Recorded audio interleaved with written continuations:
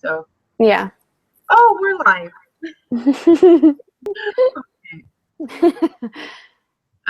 You can read the first question.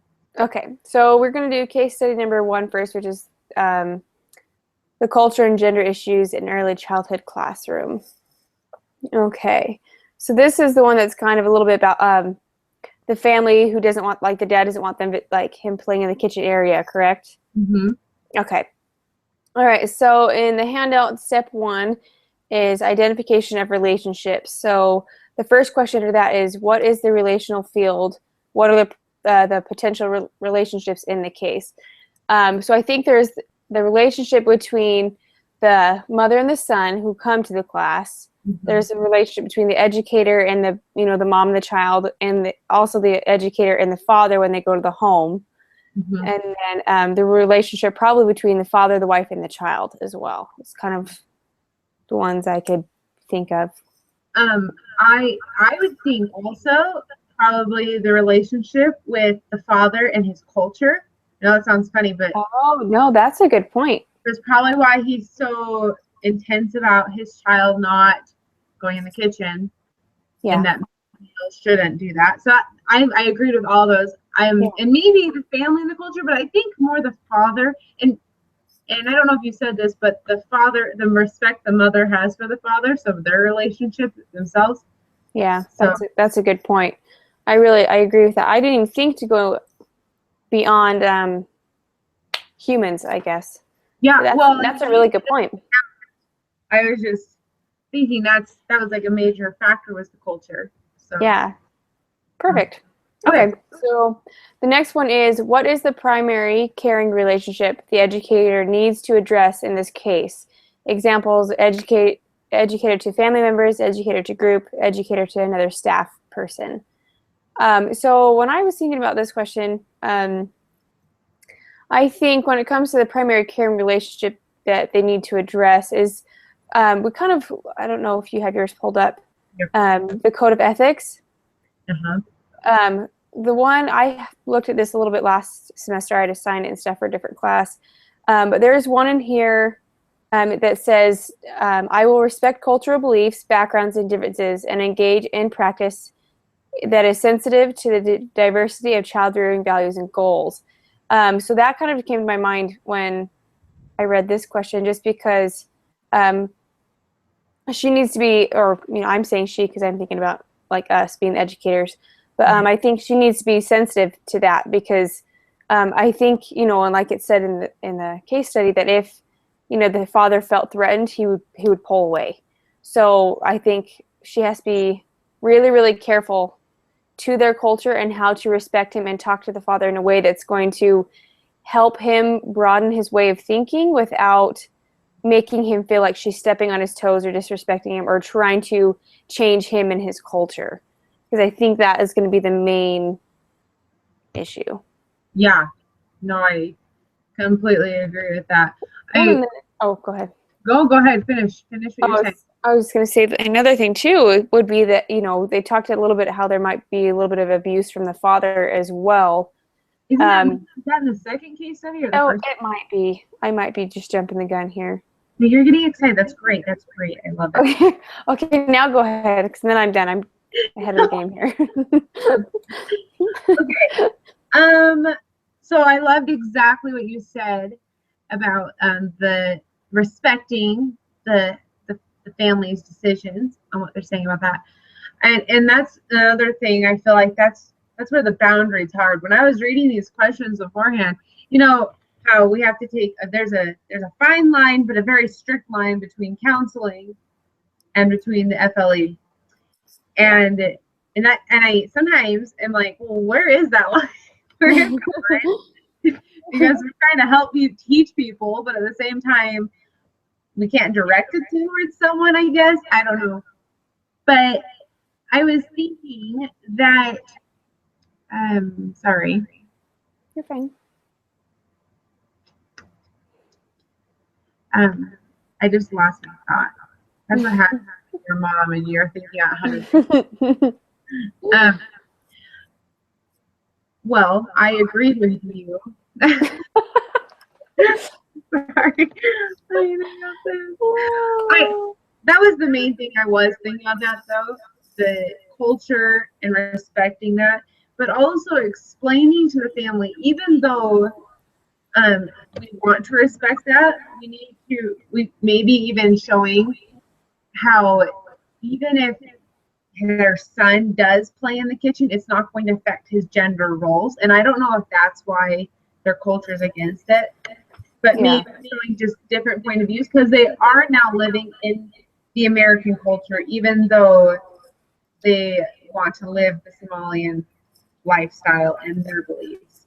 Yeah, that is a good point, especially because if if they are living in America, there's a really good chance that their son may end up marrying someone who's not of their culture.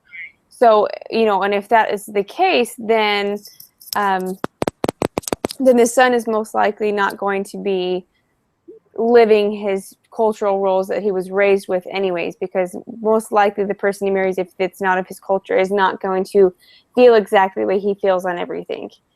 So that's another good point too. It's just, they're going to have to learn to, and there is those communities, I guess, within the States where they are very strict about marrying within your own culture too. But, there's also plenty of those cases where they actually do end up marrying someone outside their culture and stuff. So who knows if he would end up getting kicked out or being shunned from his father if that is the case. I bet that's a whole other issue. Right. I think that is very important. I was also thinking too, another relationship that is really important is the mother. She sort of shuns away because I feel like in their culture, the mother doesn't get to say as much. From what the case study is sounding like, the father has the dominant role. And I think it is important to encourage the mother to participate, but not in a demeaning way, but almost befriend her as an ability instructor. So that, or a visitor, I don't know if we are visiting them. I think it's just a workshop class. Yeah, it is. So I think that would be very important, just to encourage a relationship between the mother and the instructor. Yeah. So, and there is a home visit in here.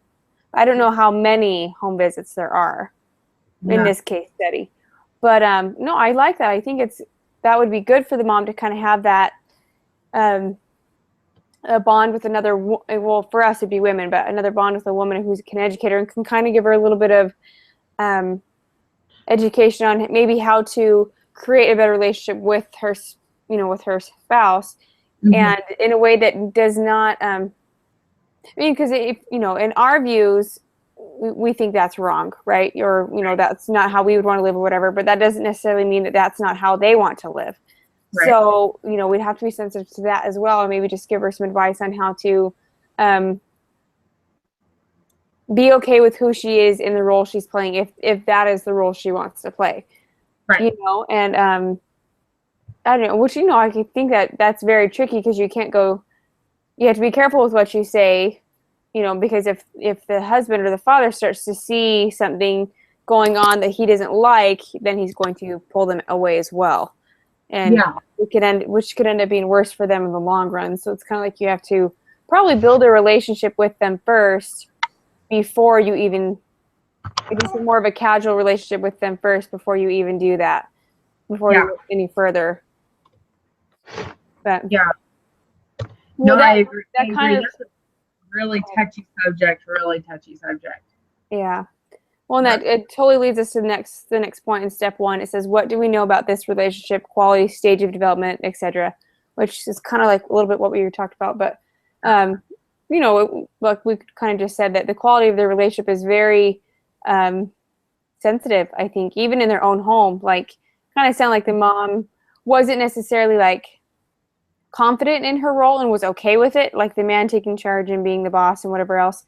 She kind of seemed like, at least when I read it, I got the impression that it was more, what is the word I'm looking for? Submissive. Yeah.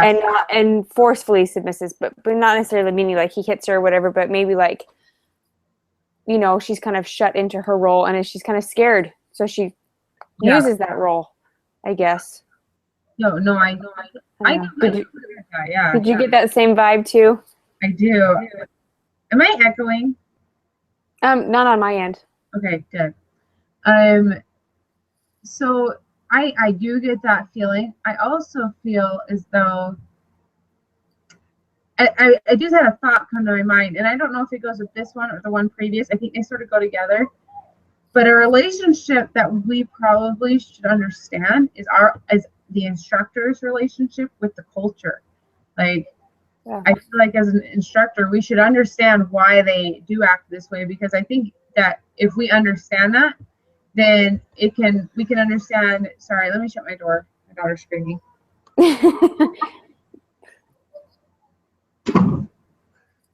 Bedtime, huh? It's bedtime. My husband's taking care of her. So I feel like if we understand their culture, then the quality of the relationship could be so much better, because then we'll know how to present and explain things to them in a different way, or maybe in the ways they need to hear. So Yeah. that was Well, that going along with that, it just made me think of when we had done some of the readings in the past, it had talked about continually learning. So if you have questions, or some of your students, I guess, have questions, don't be afraid to continue to learn. Look it up, look up research, look up this and that, blah, blah, blah. So I think that's another good thing to do in this case is research the culture, find out what they believe, why they believe it, and how their family dynamics are supposed to be. And so that you could, when you do those home visits or whatever, you can kind of figure out where they're at when it comes to their own culture.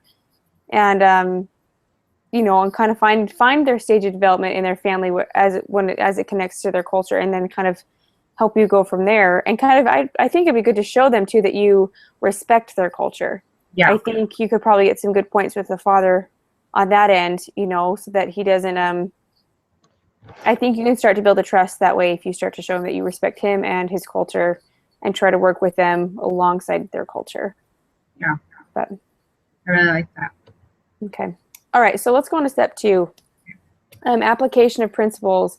It says, look over the list of principles in the Code of Ethics, which we kind of talked about already, to identify those that apply to the important relationships in the situation. Decide which principles may be relevant to guiding ethical behavior. Are there any additional principles that might apply? Which are the 3 to 4 most relevant principles? Why? Spend some time alone to select principles before discussing in small group. Okay, so I think he wants us to kind of go over the Code of Ethics as well in these. Mm-hmm. So let me kind of pull mine up again, because there is one of them I briefly already talked about, but I will share it again. Especially because it applies so much to this one is, that I will respect cultural beliefs, backgrounds, and differences, and engage in the practice that is sensitive to the diversity of child-rearing values and goals. I like that, because not even just with this family's culture, but there are so many different cultures in the U.S., including our own LDS faith and stuff, and the way that we were raised, that you kind of need to have, I think, just a general respect for people, no matter where they came from, how they grew up, and being able to kind of look past those differences and find what's really the issue or the problem, and try to find the best way to educate them and to help them improve without trying to necessarily change their culture or their beliefs. Yeah. Unless they're harmful. But another one that I really liked, it's kind of all under the relationship with parents and families, that I will respect and accept parents and other family members for who they are, recognizing their developmental level and circumstances. And this kind of ties in with the next one I really like too. But I like this one because it talks about respecting the parents and making sure that you understand and appreciate the role that they have in their family and with their children, and not trying to make them feel like you know more than they do, or that you know their family situation better than they do, or that you know their children better than they do, because no one's going to want to listen to an educator like that. Right. Comes into the situation thinking they know everything. And then the other one I really liked was, I will help parents and other family members recognize their strengths and work with them to set goals for themselves, their children, and others. And I think this is kind of a really crucial one, because it's kind of the whole purpose of the family life education. It helps you to remember why you're doing what you're doing, to take, go into parents and families and kind of help them see, yes, this is your weak areas, and here's some, good ways that you can, work on them and make your family and home life better. But here are also your great strengths, so don't beat yourself up because you guys have all these great strengths, and, continue to use those to help you work through your weaknesses as a family and, whatever else and stuff. So I really like that one. That's why I put it last, just because, it kind of helps you remember the main goal of why you're doing what you're doing. Yeah. Like that. Okay. You have any more? I can go now if you aren't. Oh, I'm good. Go ahead. So I had one, I think in three of, I don't know if I think there's just 3 sections, but I think I had one each one. My first one was in the relationships with parents and families was, I will strive to understand families as complex, interactive systems where parents have the primary responsibility as educators, nurturers, and limit setters for their children. So for this situation, they obviously are setting the boundary for what we can teach, especially like the kitchen or whatever it is that the culture itself is our boundary. And so that is a major thing that we have to understand, that we have to respect that.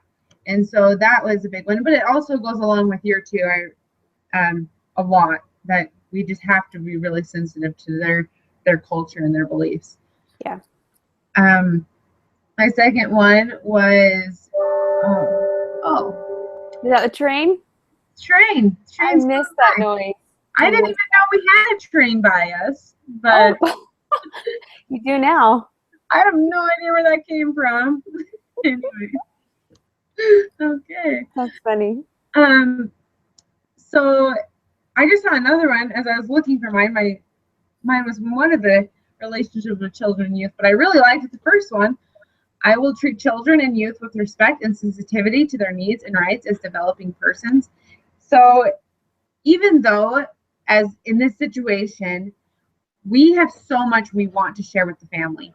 Like we were talking earlier, we want to share with the family that it's not going to affect the gender roles, or it's nice to have just the background of what the American culture is, because later on, he might not marry someone that is in his culture, like we were talking before. So I think that even like it's important to show the respect and sensitivity to their needs.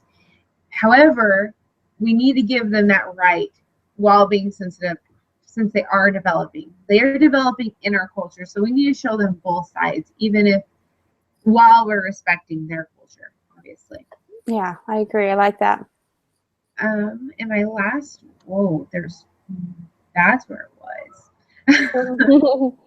And my favorite one, and they all go hand in hand, I guess, mainly because case studies are so small, but I will be committed to ongoing professional development to enhance our knowledge and skills.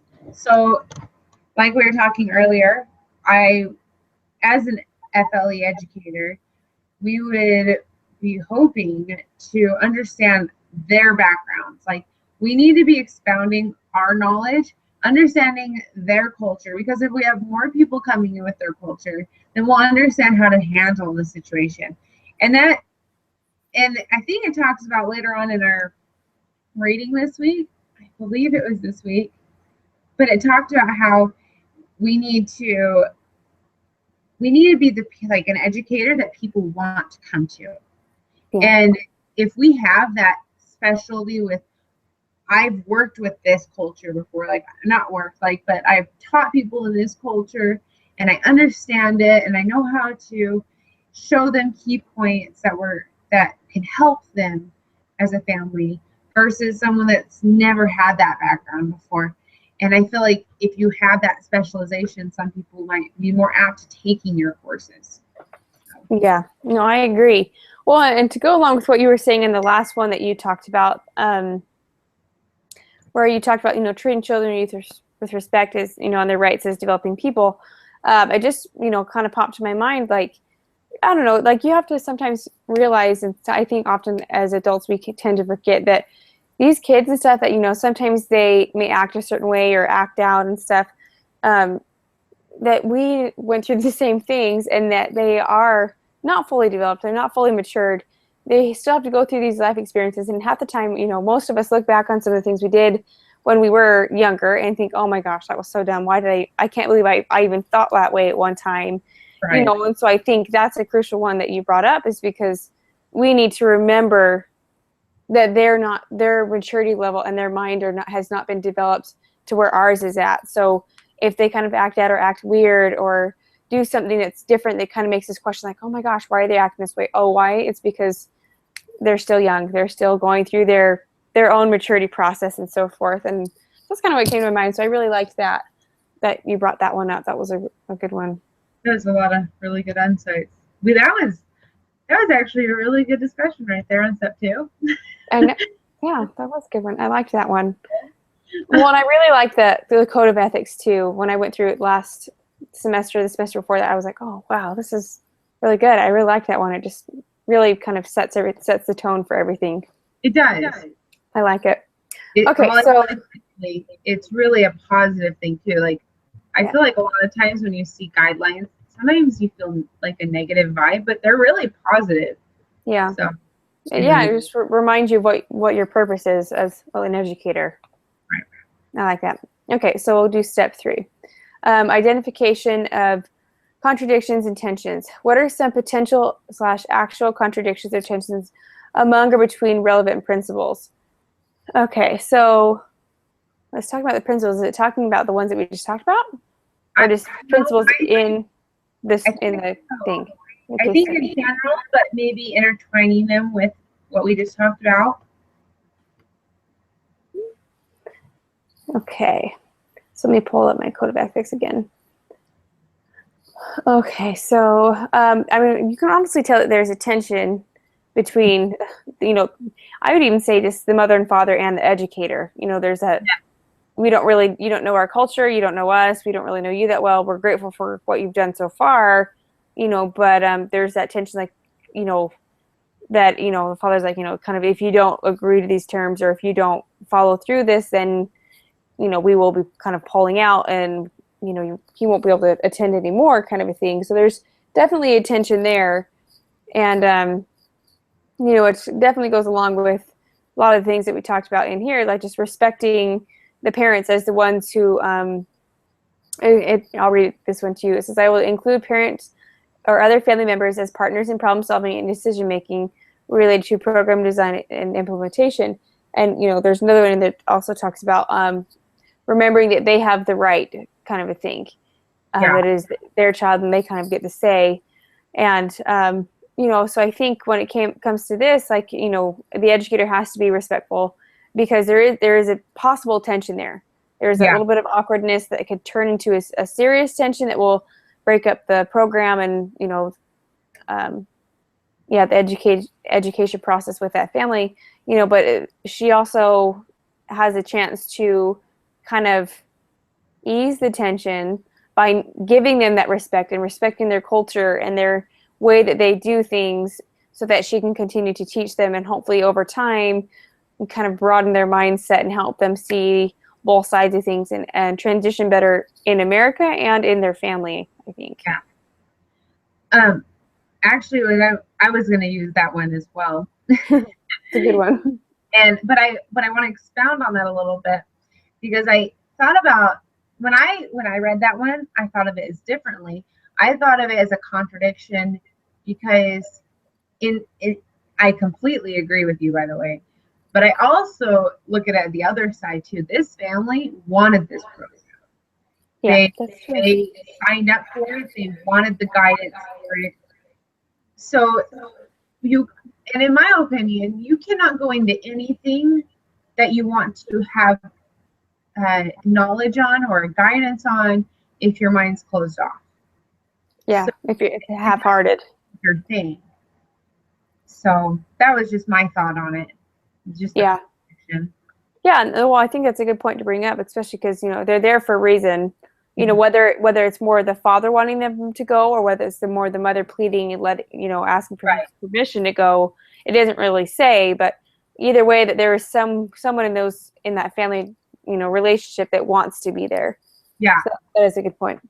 But again, like we've been saying every time, we really do have to be sensitive to what they're saying. But Yeah. I feel like once we do have that relationship, like you were talking about just barely, I think that once you have the relationship, you can bring in the other knowledge that you Yeah. have.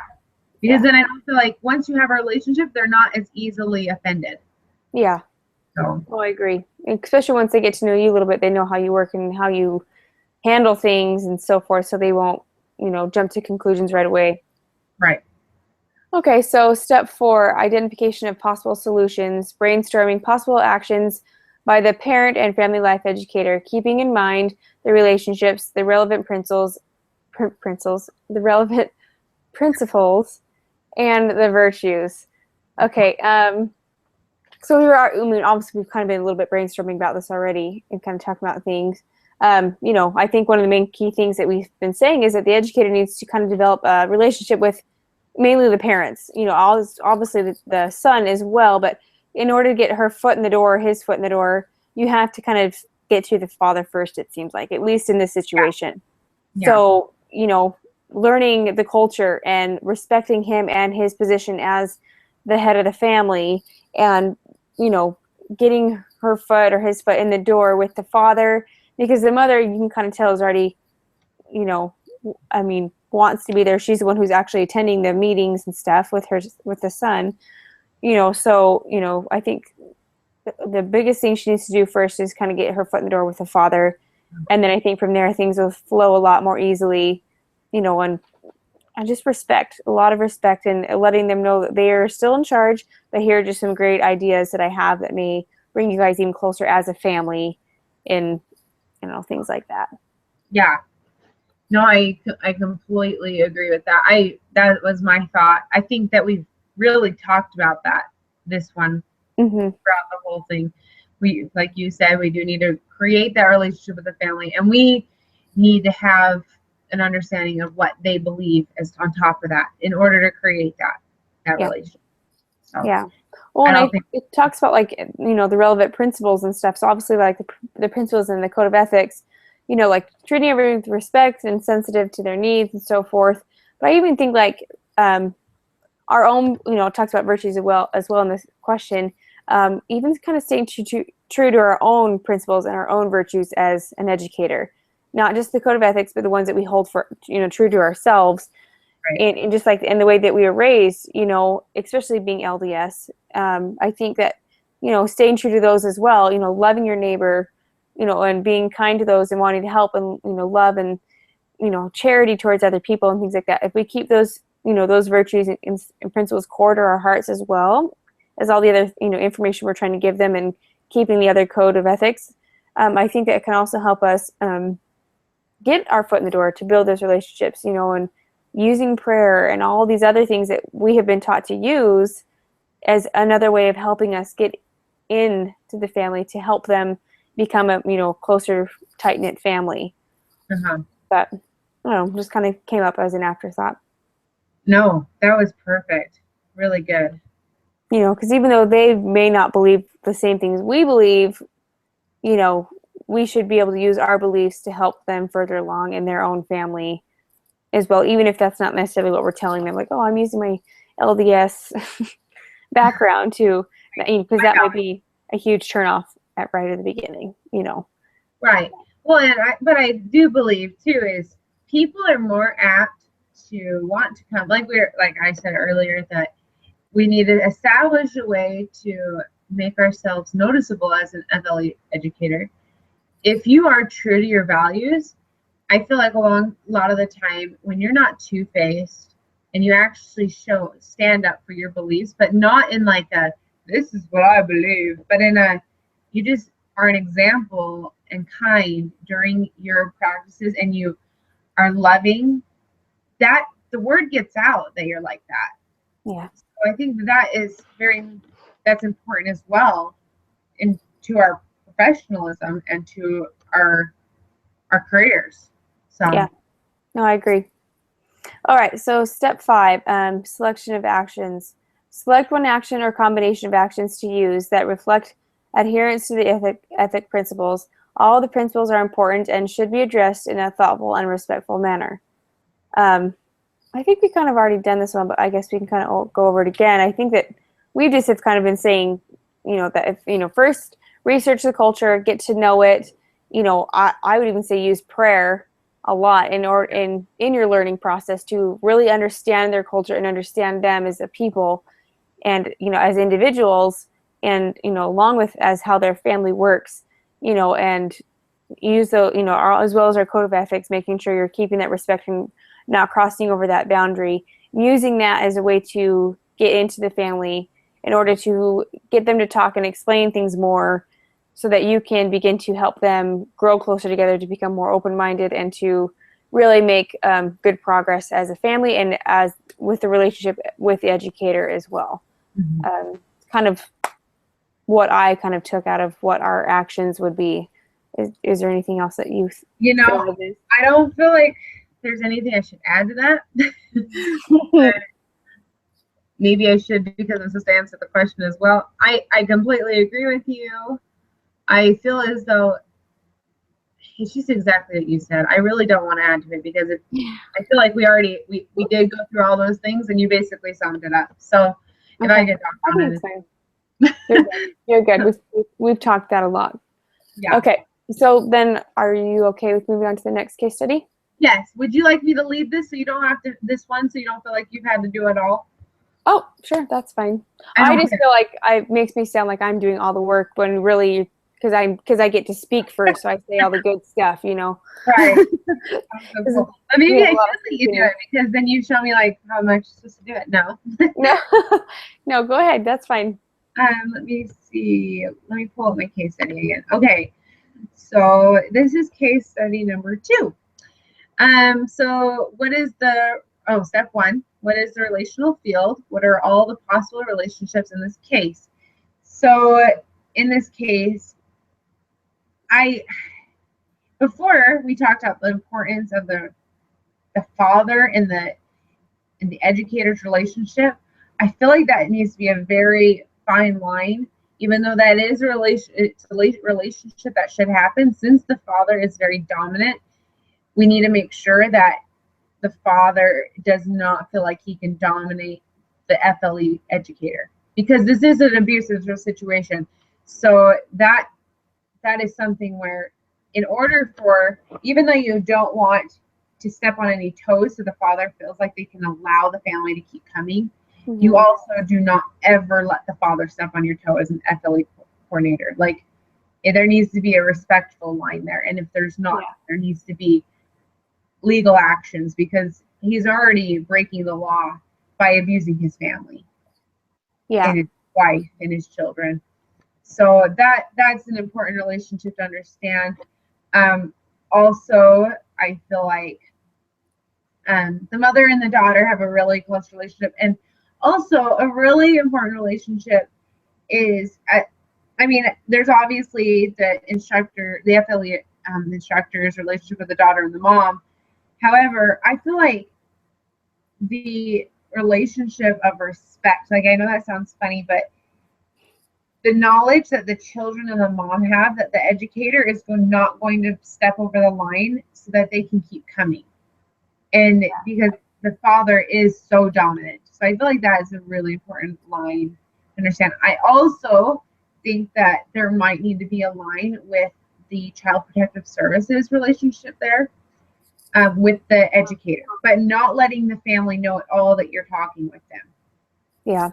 Because that is something that it is very important, just at least have them like on the back burner, just in case something happens. Because what if you do step over the line, and in a way you wouldn't ever think that you would step over the line? Like, maybe you just say, well, that's not right. And even though it's something little, and he blows out of proportion. I think that is something to always have in the back burner in a situation like this. So no, that is a really good point. That's something I haven't really thought about that part of it too much, so I'm glad you brought that up. Kind of what I was thinking too. Another relationship with this, I think, is the relationship that the mom and the toddler have with their developmental delays. I think that is crucial to realize, that okay, their developmental delays are probably a key factor in this as well. It may even be, sadly to say, it may even be a factor in the way why the father is so dominant and why sometimes he can tend to be, abusive and whatever else, is because these developmental delays, whatever they may be, it may cause frustrations for the father if he doesn't have the same ones, or even if he does have the same ones. If the mother and the toddler do not quite understand or whatever for a certain situation, and it ticks the father off and he blows up, Right. and so I think that is kind of a huge relationship as well, that I think is going to be hard in any sense until you understand the mother and the toddler, which type of developmental delays that they have, and kind of how best they work through them, so that you can try to get down to on a level that they will understand what you're saying and how, so that it can actually help them, instead of just shooting all this information at them and it's not sinking in at all because you're not saying it in a way that they're going to understand you.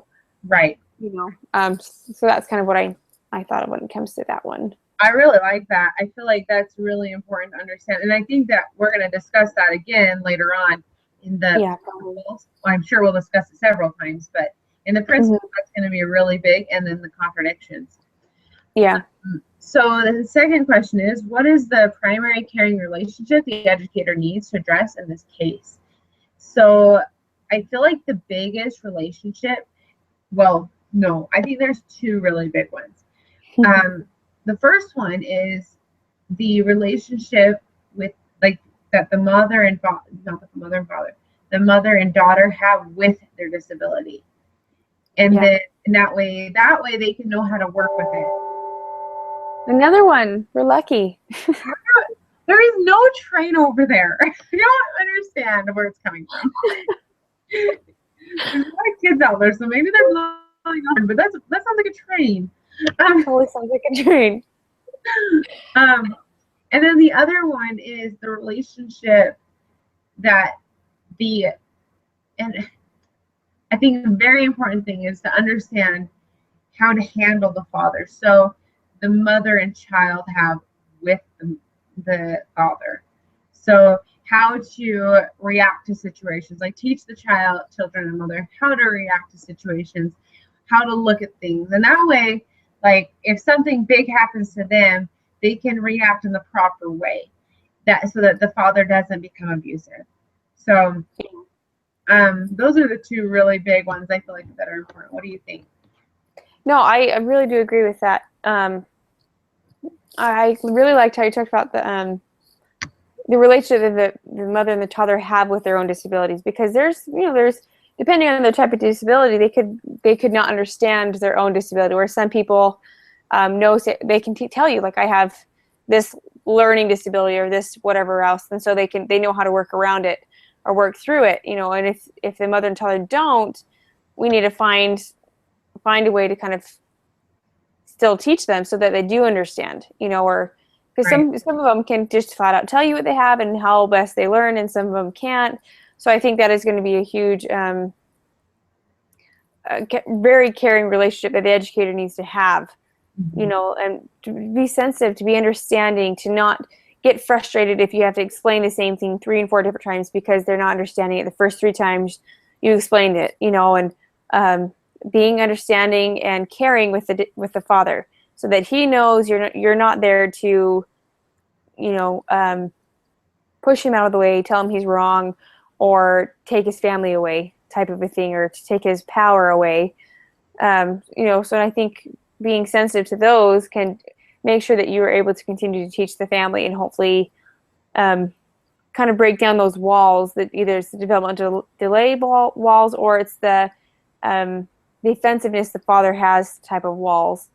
So I think that's going to be really important. And, I think kind of what you said too before about the Child Protective Services, that can also be part of this one too, because it talks about educator to group, or, another staff type person. And that could be that as well, making sure you have that relationship in the background, so that, if the situation does go bad, it's not like someone else didn't know about it before, and where it seems like, the educator is the one who caused the issue, whatever else. So it's always good to kind of have that third party in the back so that, you know, if something does come up, there's also that kind of witness, I guess, to say, no, that they were doing the things right, you know, blah, blah, blah. There was already troubles in the home before, and it just escalated and so forth. You know, it's kind of a little backup as well.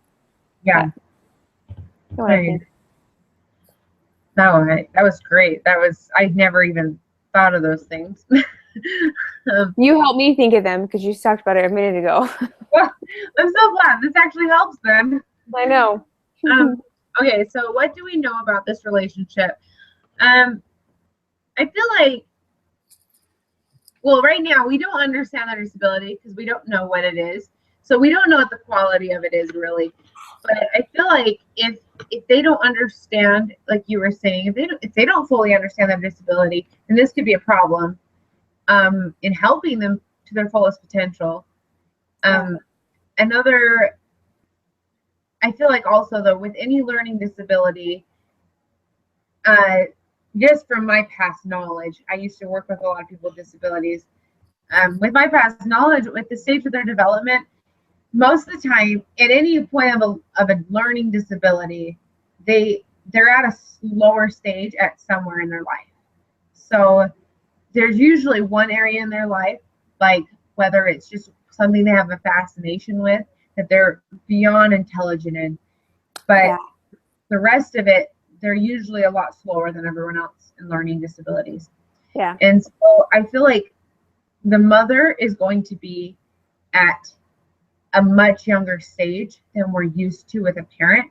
And so the quality of the relationship might be difficult because we might not understand how to react to the mother because we don't understand the disabilities fully. So that was my thought on that. No, that's a good point, especially because we're not doctors. We're not, you know, psychologists and things like that. So we only can understand her so much to a certain point, you know, so that you know, if that relationship can't be built upon because there's a lack of understanding there, then, you know, we're going to have to kind of turn to someone else for help. Whether, you know, and for us as LDS, it may just be for us to just turn to prayer, you know, and ask for help. And how can I help this family? Help me understand her, help her understand me, so that we can help each other make the situation better or whatever, you know. And obviously that's kind of a benefit that we have being LDS, and the beliefs that we have is because other educators that don't have the same belief and background as we do probably wouldn't even think to turn to that, you know. Right. And so I think we really could use that to our benefit, because that's kind of one of the main purposes we were here on this earth, is to help and love and serve each other, you know, and use the Lord's help into teaching us how to do so as well. And another thing, you know, because it's essence, what do we know about this relationship? You know, I think we know that with the father and the mother and the toddler, that the relationship is basically walking on eggshells. And, you know, there's the quality of their family is not good, which is, you know, there's talk of abuse and, you know, so forth. And so, okay, so, you know, just looking at that, the quality can't be very good, especially if the abuse doesn't happen very often. If it has happened once, you know, the mother and the toddler are going to be walking on eggshells, always wondering if it will happen again, or if it was just a one-time thing, and why was it a one-time thing, and what did I do that set him off, and what if I do it again, you know, that kind of thing. So I think it's easy to say that their quality of a family relationship is not very good. Yeah, so that's kind of what I was thinking about. You know, and this is a little off topic, but when, you know, as we discuss this stuff, it makes me think a lot about how I always thought, like, as I've been studying these things, that these, like, a lot of it's common sense. Like, a lot of it is. Like, it's, like, you know, the communication. To have a good relationship, you need to know how to communicate. You need to know how, you know, there's like the basic principles behind a good marriage and a good relationship. And child rearing, there's just different principles behind them. And I always thought that everyone understood those basic principles. But now that we've been doing these case studies, and like I've been getting, like, actually talking to people about their relationships, people have no idea. And that was like a huge thing. I always thought that, like, everyone knew that communication was key. Yeah. but they don't know that. And I think Yeah. they don't understand that. So I just think of these case studies, and I think, like, like the abusive relationships. Sometimes I really like this case study situation. I think, how do people allow themselves to get in that situation? Like, it's really like, how do they stay in that situation? Why don't they go talk to someone about it? And I know they're afraid. And we studied the. Well, actually, that was in another class, but I've been studying about the violence in the family. Mm-hmm. I just thought about how the reasons behind why people stay aren't good enough.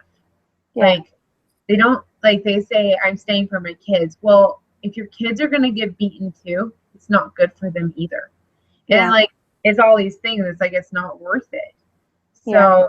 anyways, that was just my little side note. Now I'm done. No, you're fine. Well, no, it's a good point to bring in too. And, and I think as an educator, you kind of have to think about those things because we will probably run into those things many, many times, that type of situation, and I'm the same. Like, I don't understand why any woman or any man would even stay in an abusive, physically, emotionally relationship at all. Right. I think life's too short to even waste my time on such a relationship. But at the same time, these people that do these things oftentimes have their own form of mental delay or misunderstanding, or, haven't seen how, like, that's kind of all that they have known, and one time I was talking about this with my coworker, and I even just said to her, yeah, but they've seen movies, they've seen television, they know that a good relationship doesn't look like the one that they have. Yeah. So it's not like they've never, they may not have grown up with that great example of relationship, but that doesn't mean they haven't seen one, Right.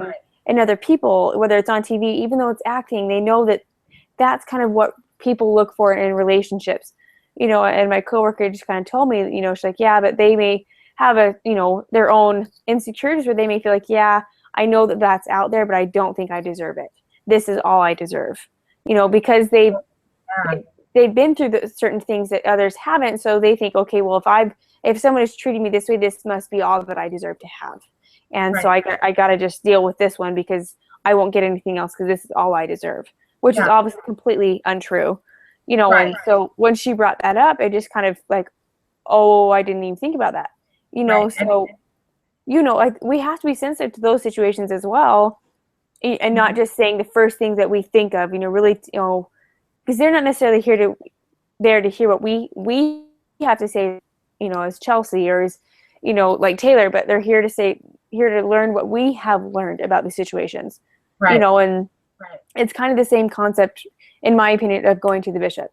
I don't go to the bishop to hear what Bishop so-and-so has to say about my situation.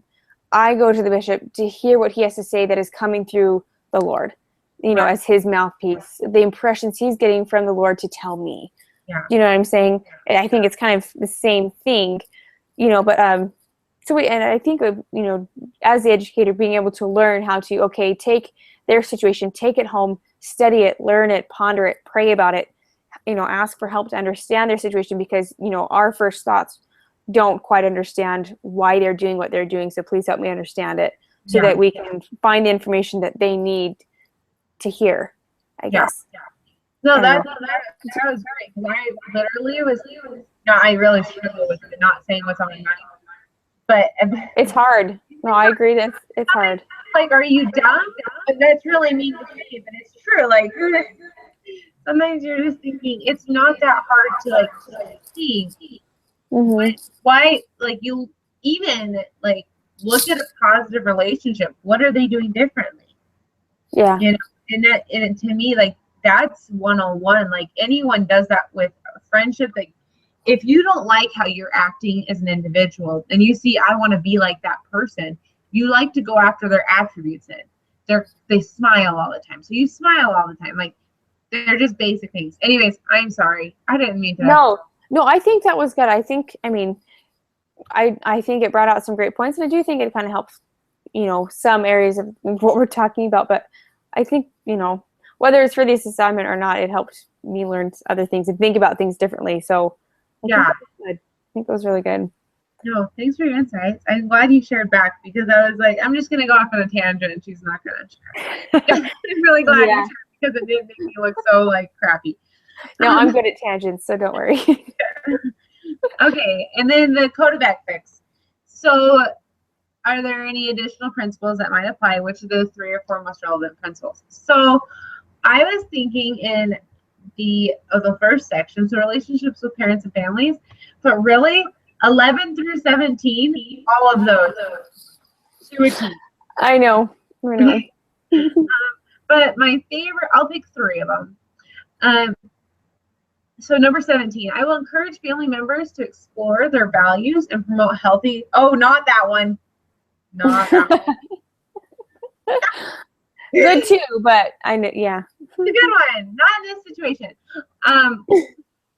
Number 16, I will support healthier interpersonal relationships among all family members.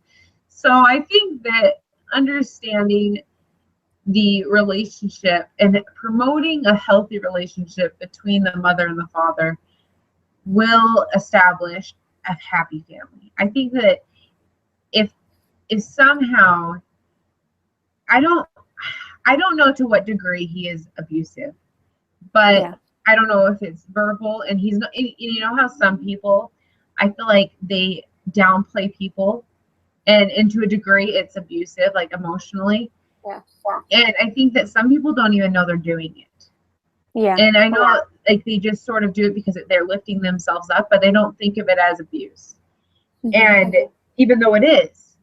And so I think that if it's at that point, it can be fixed. Yeah. I think if it's at a much stronger degree than that, I don't know if it can be at this point. Like I couldn't do it.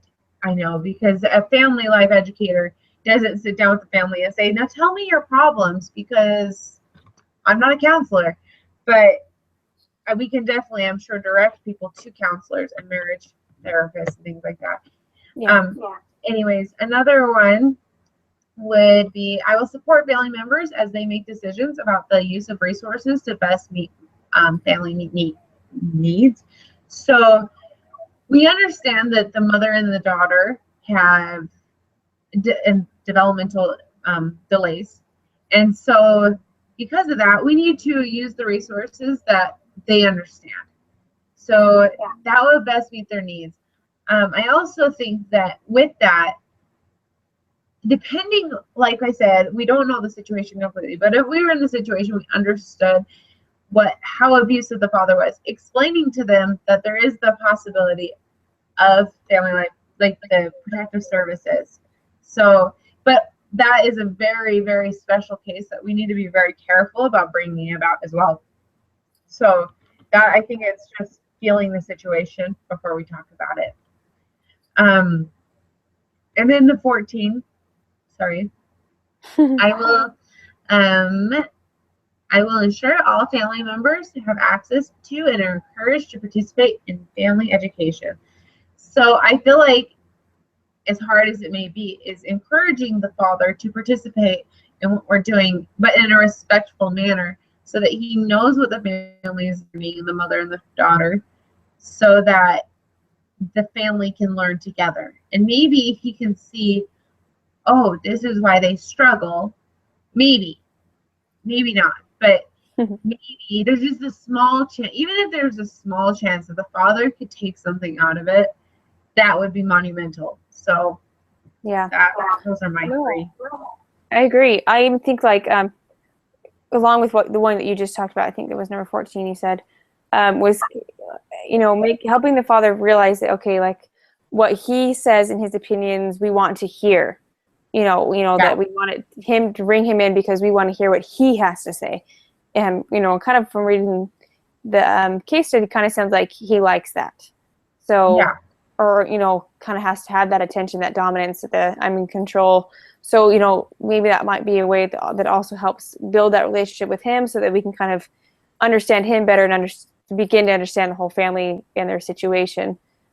Okay, so the 3 that I've kind of looked at, I really liked the one where it talks about, I will treat children and youth with respect and sensitivity to their needs and rights as developing persons. I know we kind of talked about this in a little bit in the other one, But I like this one because, you know, the toddler that's in this situation does have, you know, their own special needs in this situation. You know, if they are, you know, a toddler, so their developmental stage in life already is not very advanced. So they're already, you know, even if you just take a toddler that doesn't have a developmental delay, they're not going to understand, you know, a good chunk of what you're trying to say to them.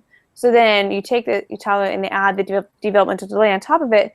You're really going to have to be extra sensitive and really pay attention to what and how that toddler responds to the things that you say, kind of a thing. So I like that one because, you know, treat them with respect, with love, and be sensitive to help help them through, you know, the things that they're dealing with in their family, along with, you know, their own personal, you know, developmental delay issues. And the next one I wanted to kind of talk about, I feel like a lot of them were kind of in the same section. It says, I will advocate for children and youth and their best interest at the same time that we work with the parents and the other family members. I think, you know, this one really applies to this situation just because, you know, the toddler in this situation really needs someone to advocate for him or her. I don't know if it's specified, but really needs someone to kind of be in their corner, you know, and they, especially if they have this delay, then who knows how much they can stand up for themselves. Or, you know, we don't want this toddler to have to be raised that what he went through his whole life was okay, was acceptable, so that, you know, he or she repeats it as they grow older and move forward with their life. You know, so I think being an advocate for that child is huge, you know, and, you know, even says like work with the parents and other family members, you know, so, you know, it might be difficult, but kind of work with the parents and help them see the importance of their child and helping them develop and grow in the appropriate way, kind of a thing. And then another one I kind of wanted, there's just so many. Hold on, I lost it. Okay, and then the last one I wanted to just kind of point out. Well, it says, you know, I will provide environments that are respectful of children and youth and sensitive to their developmental individual needs. So kind of a lot of it kind of ties in together. I just think for me why I think I like this one so much is because, you know, I don't have any siblings that have delays of any sort. And I just kind of recently have a friend who I've, you know, met her niece and nephew who have these individual sensitive needs, I guess. And I've kind of had to learn recently how to get on their level, kind of a thing, help them so that I understand them and they understand me, even with just as being friends, you know. And so that's been really interesting to me lately on how to build relationships with people that have, you know, different delays and developmental problems.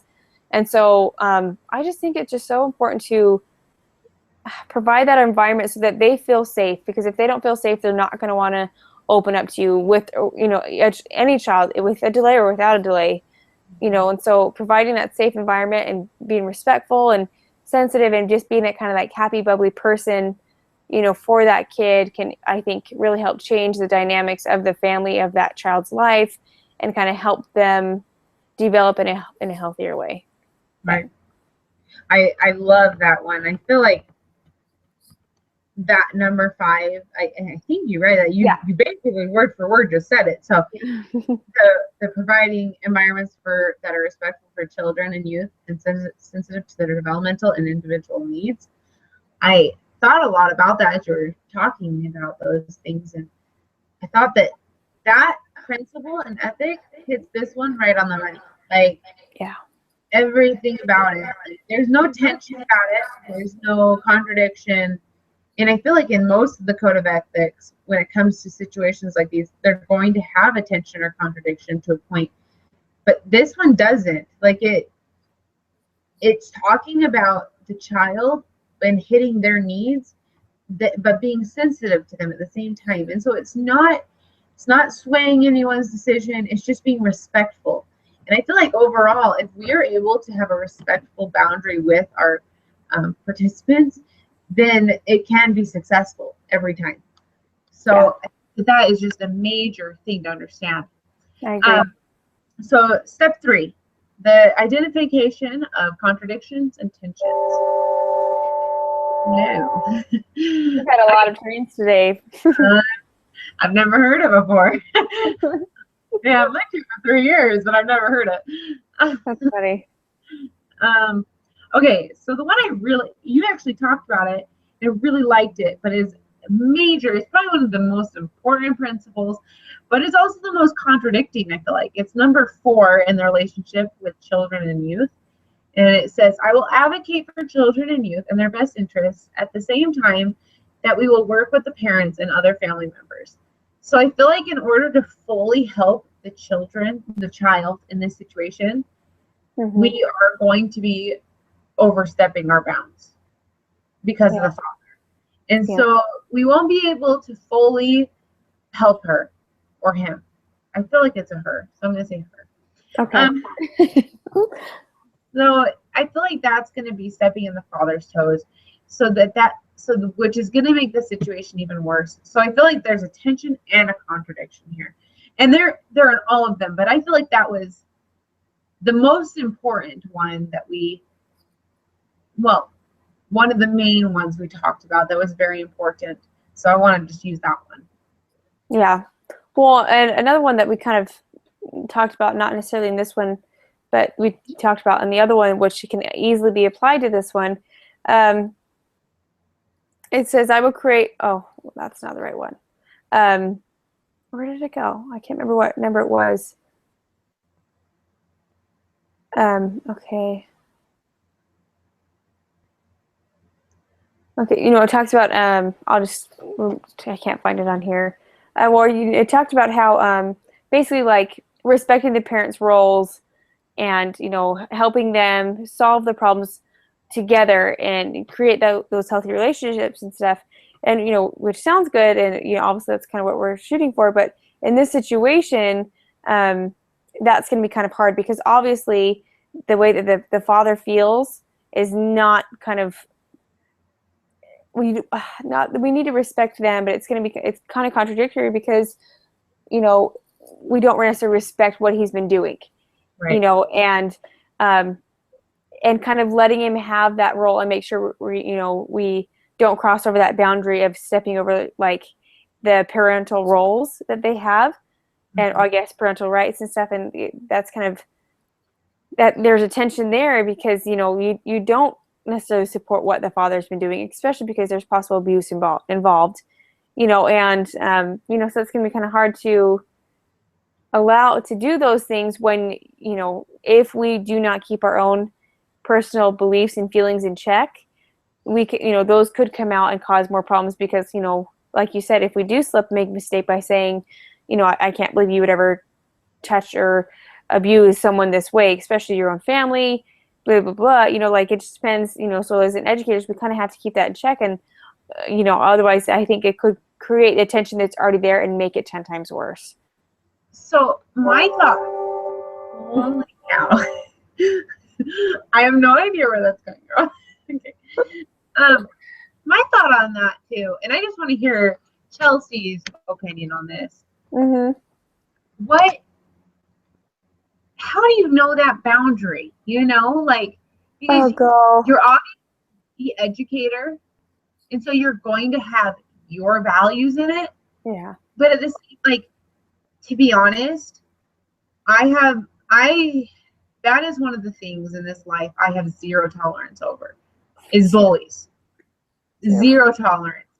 So I know it's a family and a marriage, but that's not existing at that point. In my opinion, that is not existing when someone is beating another person, because in a marriage, they have to have an equal respect and understanding for each other. And that is obviously not happening. And if he's beating the mother, I'm sure he's beating the child. Oh yeah. That's very likely. And if oh my gosh, like in my inner core, if I ever heard of anyone hitting a child, I don't even care about spanking. I don't do it personally, but you know what I mean? Like physically abusing a child, like literally abusing a child. I have zero tolerance for it because they don't know better. especially a mother and a daughter that don't know better. Yeah. Well, and okay, so here's my opinion, because I think that I'm the same way. It makes me sick to my stomach, makes me angry. And especially if this were to have happened within my own family, there would be no chance, no way that I would even stay in the relationship. Right. And maybe I'm wrong with that or not, but you asked for Chelsea's opinion. I But am asking. so as I've thought about this actually many times, and I work with, I work at a learning center currently, so I have a room full of anywhere from 12 to 18 children in one room. Granted, there's 3 teachers, but sometimes, we all know how people can get, where some teachers, they're in the room, but if they're not feeling good, they're not always there mentally or physically, like their body's in the room, but they may not actually be helpful at the moment or whatever. But, because I thought about this before, before I worked in the field of children, like how could anyone even think about doing this to a child and blah, blah, blah, and then as I've worked where I work, there's been moments where I have been so overwhelmed and stressed out because I wasn't getting the help that I needed with the amount of children I was watching. And, and so I could see, not that I'm approving of this at all or the father doing these things, but I could see if the father doesn't understand his wife and his child because of their developmental delays, I could see him getting to a point where he is so stressed out and not getting the help that he needs to help them or to take care of them or whatever. So maybe he's got his own anger issues or whatever, but I could see that stress and that anxiety and that lack of help breaking somebody down to where they do something that they originally would never thought that they would do ever. And because, and I'm, even from my personal experience, when I've been in those situations, I will never beat a child, but I've been in those situations where I've been so upset at one child where I've had a thought that I was disgusted. I was like, oh my gosh, like that is not me. And then it instantly takes me back and I'm like, okay, that was ridiculous. That's not me. That's not what I believe. I actually really like this kid. I'm just stressed out and I'm human and I'm imperfect. Right. And all those things. And so that you have to take a step back and take a deep breath and gain your control and gain, remember who you are, I guess, because we are from the natural man, and, things like that will start to attack you. And I've never understood that before until those moments. And so maybe, just maybe the father's experiencing some of those same things where he is so overwhelmed because and when you look at it in that aspect, it's 2 to 1. Yeah. In that regard. And he's the one who doesn't have this, or, I don't know, maybe he does have some sort of delay that's not mentioned, but, he's the one who's supposed to be taking care of them, especially with their delays, whatever they may be, and so maybe it's years and years over of having to deal with this all by himself that maybe he's finally just snapped and can't do it anymore. It's a coping mechanism. Yeah, which is, not healthy either by any means. And so obviously there's, not only did the mother and child need help, but obviously he's going to need some help as well. Help beyond I think that we could even give, to be honest. But I don't know. It gets hard because I completely agree that there's no way that is acceptable by any means. And if it was my family situation that we were talking about, obviously I don't have a kid yet, and I adore my husband. But if he ever abused our child, I'd be done. Even if it was a one-time thing, just because I don't know, and maybe I'm wrong with that, and maybe the Lord would teach me something different, or guide me in a different direction than what I first would understand, or what I and whatever. But I don't know, I just think it changes the whole relationship. It changes the family. It changes every relationship that is involved in that situation. And I think once a trust is broken, it is really, really hard to gain back. And they've even talked about this. In not this class, but a different class I took where it talked about families overcoming a spouse that has cheated. Yeah. That you can recover from that, and build a relationship, whatever, and get back to a good marriage. But they even say, it even said in the reading that, you can slightly build back a trust, but your full trust to what it was before the person cheated will never get back to that point again. you know, no matter how hard you try. I mean, you can still get back to a really great marriage, but that trust will never be at the height that it was before the cheating. So I kind of think, for me, that's kind of how I feel it would be for me if that situation happened to me. Yeah. Even if we were to work through things and get a decently happy life, that trust would never be fully there. And I just think in a marriage, the trust is so crucial, so crucial. Yeah. But anyway, Well, see, I went off on my tangent, so we're fine. Today actually wasn't a tangent because I feel like everything the last 5 minutes just talked about step 5. Like, yeah, I guess that's true. so we just knocked that one out and that was easy. The tangent, but it ended up working out. Yeah. But step 4, I feel like we sort of talked about that actually a ton. So yeah, the possible actions. I mean, 4 and 5, we talked about a ton there. So just to sum it up, I just feel like we should just sum up. We basically on those 2 because we did just discuss both those. Yeah. The brainstorm possible actions by the parent and family life educator. I feel like we need to be, in order to actually come to resolution, is to talk to the mother and find out what she wants in her relationship with her husband. And we also need to understand what developmental delays that the children and the mother have, and then also what the child and the mother and the father want to get from the course. So I feel like that's the only way possible in these relationships we can successfully get through the code of conduct, the principles, and with our virtues intact. So that was. Oh yeah, I think that's exactly what needs to happen. And I think putting that out there right at the very beginning and getting their feedback right away before like, you know, the educator goes any further, kind of puts the educator in the right mindset, and it puts the family in the right mindset. Okay, like this is why we want this person to come, you know, kind of helps them remember why they signed up for whatever they signed up for. And, you know, like a lot of times, even if you have thoughts as a, you know, inward thoughts, whatever, it's saying them out loud that a lot of times solidifies those thoughts and makes them a belief to what you believe or whatever. So I think that is crucial at the very beginning of the when they first meet. Yeah. And then step 5, like I said, we hit this so well. Just understanding that the biggest thing is we need to take our Taylor and Chelsea mindset out and what our knowledge is on the matter, not what our opinions are on the matter. So I feel like that's the biggest action that we need to understand with our ethics. Yeah. So that was what I took out of it. Do you think that there is something else that was bigger than that or smaller than that?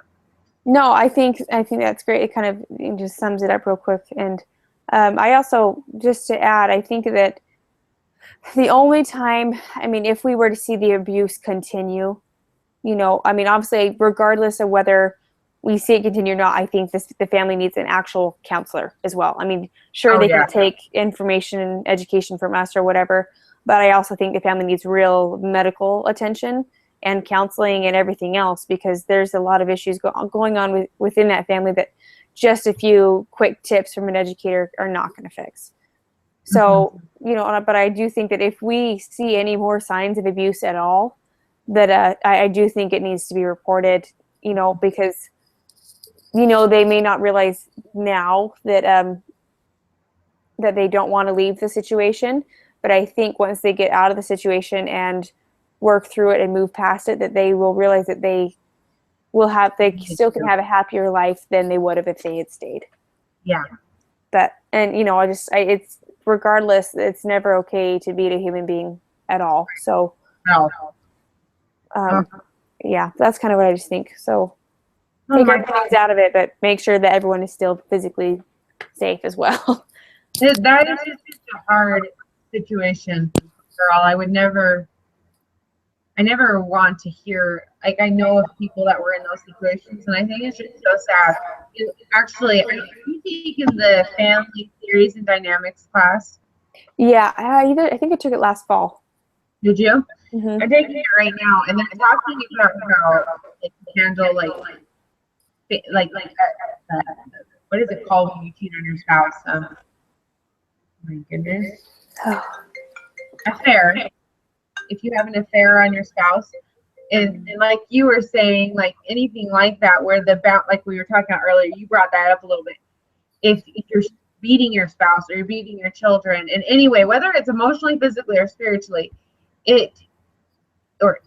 no matter what way you're doing it, there's a talk that I watched, and she said that she was a psychiatrist, therapist in this same thing, and he said people can get through it, but they have to completely understand that their marriage is a new marriage at that point.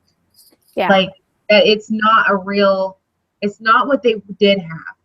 It's different. And that's you have to start completely new. Yeah. And they said to some degree it could be better because you're starting new, but at the same degree that takes a lot of hurt and anger, and it's the hardest thing you'll ever overcome because you still will feel those past feelings. So, and you can't forget them. Right. The thought is always there. Yeah. So, yeah, that was major. Well, do you have any other insights? I think I'm good, actually. Okay. Well, I will post this to the board. Oh, I guess we both have to, I'm sure. Yeah, I think we both have to. But I think you'll have to send me the link, right? Or will it come up on mine? This second. Okay. Here's the YouTube link before I go out. Yeah, because I think we both have to submit it. Here's the YouTube link. And also, I'm going to call you real fast on the other one. I just want to talk to you about some homework, but that's it. Sounds good. It'll be like 1 minute long. That's it. Okay, sounds good. Bye. Yeah.